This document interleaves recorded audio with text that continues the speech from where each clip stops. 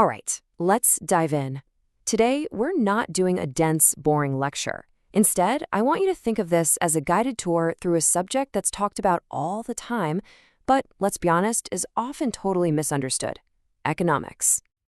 You know how it is. You hear words like inflation, GDP, and fiscal policy thrown around on the news, and it can feel like you're trying to listen in on a conversation in a completely different language. It is super easy to feel lost in all that jargon. But what if you had a map to navigate it all? Well, that's exactly what we're going to use today. We're taking a standard economics syllabus, not as some scary test, but as our travel guide. It'll help us see the layout of this whole fascinating landscape. And our first stop, the two giant continents that define pretty much the entire world of economics. So our first stop on this tour is to get a handle on the two massive continents that make up the world of economics: microeconomics and macroeconomics. Just about everything you'll ever hear about falls into one of these two buckets.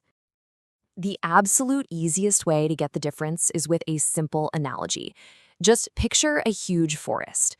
You could get up close and spend all your time studying one single tree: its leaves, its bark, how its roots work. Or you could pull way back and study the entire forest as one big ecosystem. The climate, the rainfall, the overall health.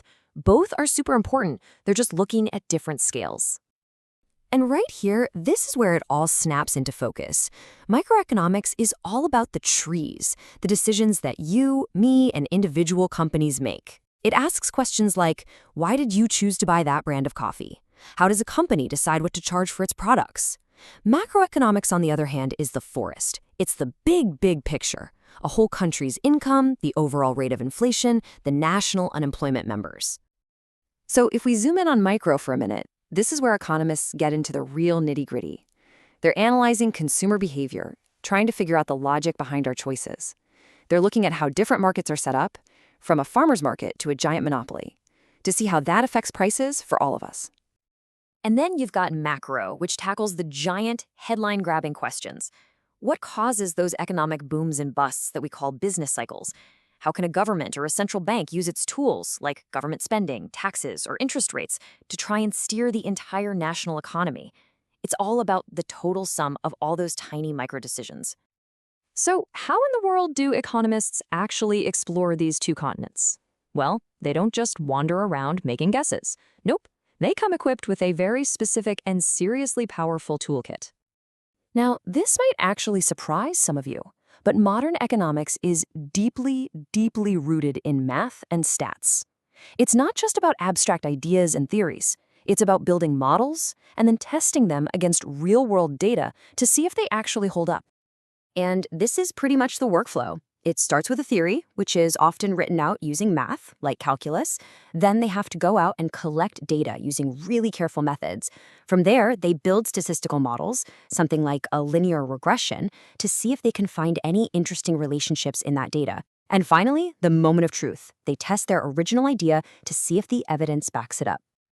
And that whole toolkit, that process, is what separates economics from just, casual guessing. It's the rigorous method that lets an economist say with some real confidence, hey, we think this thing causes that thing, and here's the data to prove it. Okay, so we have our two continents, and we have our toolkit. Now let's get to the fun part and see where the map really meets the road. How does all this stuff actually apply to the world that we live in? Okay, let's take global trade. International economics uses these tools to ask some really basic questions, like why is one country amazing at making cars while another is great at growing coffee? That gets into theories of trade. And when you hear on the news that the dollar is strong, economists are digging into the balance of payments and exchange rates. When politicians argue about tariffs, which are basically just taxes on stuff we import, they're using economic models to guess what the impact will be. This field also keeps an eye on the big players, like the World Trade Organization and the World Bank, who kind of set the rules for the whole global game. Then you have the government's role in all this. That's a field called public economics. It studies things called public goods, stuff we all need, like clean air or national defense, that no single company could really sell. It also gets into the never-ending debate about taxes. What's better, taxing income or taxing what people buy? And every time the government decides to build a new bridge or fund a new program, public economics gives us the framework to understand the real costs and benefits. And of course, you can't talk economics without talking about money itself. This field digs into the fundamentals, like what even is money? How much of it is floating around out there? That's the money supply. A country's central bank acts as the manager of all that, using its tools to try and keep the economy from going off the rails. And the commercial bank, where you have your account, well, economists study how those banks are like the plumbing for our entire financial system. The really cool part is seeing how all these specialized fields, trade, government, money, all come together when economists want to analyze one specific country. They apply all these models and theories to understand everything from its farms to its factories to its foreign trade deals. And that brings us to the final leg of our tour, the big picture view. I mean, why study all this in the first place? What's the ultimate goal?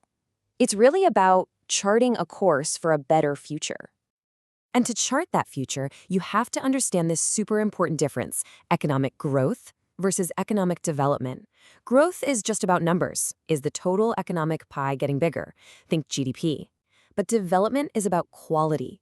It asks a much deeper question. Is that bigger pie actually leading to a better quality of life for people? To figure that out, economists use different tools, like the Human Development Index, which looks at things like health and education, not just money. What's more, you can't talk about a better future today without talking about sustainability. So a whole field called environmental economics looks at things like a clean river as a kind of public good.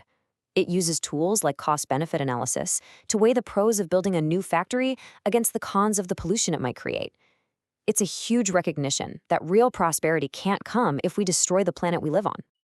And that really brings us to the whole point of it all. This map of economics, it's not just for a fun academic tour. The real goal is to use this knowledge, this understanding of choices and markets and policies, to help solve real problems and build a world that isn't just richer, but is also fairer and much more sustainable. So we've just taken a really quick tour, but every single one of those topics we touched on is a deep, fascinating world all on its own. The map is in your hands now, so the only question left is, what are you going to explore next?